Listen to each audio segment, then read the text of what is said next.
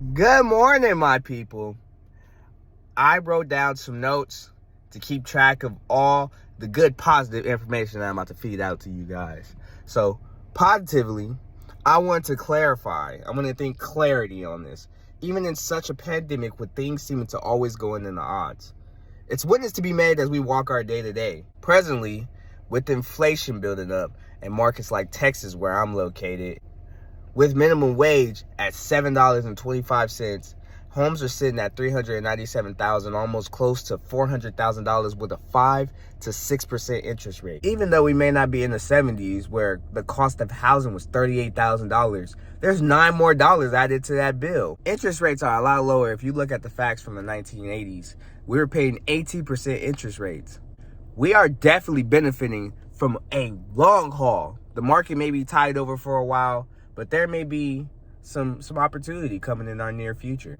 And there's room for opportunity growing with supply building up in the housing market, because demand is not as high because the, interest rates are skyrocket through the roof. Everybody's kind of trying to withhold that because they want to keep their 2% interest rate. They want to keep their 3% interest rates, or people are trying to maximize being able to sell their home and get themselves in a better home that's going to appreciate a lot more, because in this economy right now, the appreciation is building up so high because homes are like $500,000, $600,000, $700,000, and people, they want that appreciation that they put, that equity that they put into the house so they can, reap those benefits, At the beginning of this year, we started at a 3.2% interest rate.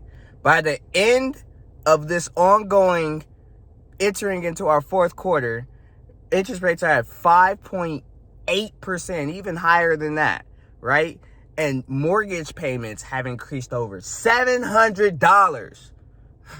They were first like $1,400, now they're like $2,100 a month for a mortgage payment, right? Plus all the property taxes and all the other jazz you got to pay for, HOAs and all that. Even apartments, like rent has been increasing dramatically. For a 1-bedroom, 1-bathroom, you're gonna pay more than at least $1,600, $1,700, give or take whatever area that you're in. Like I know in California, yeah, you're gonna pay top dollar for that apartment for a 1-bedroom, 1-bathroom studio. Yeah, 700 square foot. Yeah, you're gonna pay some money for that. But out here in Texas, for like, let's say a 2-bed, 2-bath, you're going to pay close to about $2,000, for an apartment rent.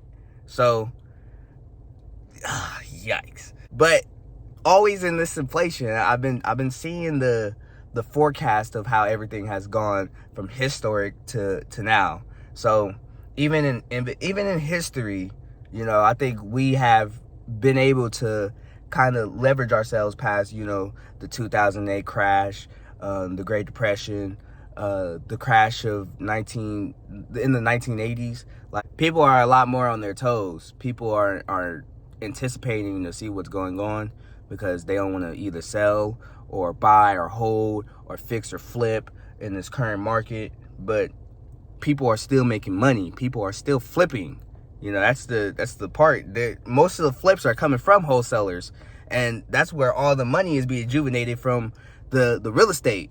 So all the wholesalers, they're seeing this as an opportunity. They're like, oh yeah, cash buyers, hey, here you go. I need that house. That house is on the market. It's a good deal.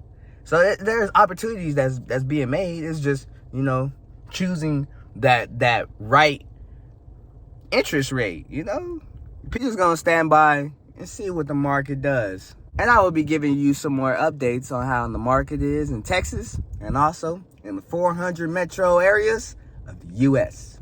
My name is Keyshawn Bowman. I am a licensed real estate agent in the state of Texas. I am brokered by EXP, and I'm going to be bringing you guys some more knowledge and some more positivity. Any more information, comment down below. There's always something I don't know that the world may know. You guys stay groovy. Peace.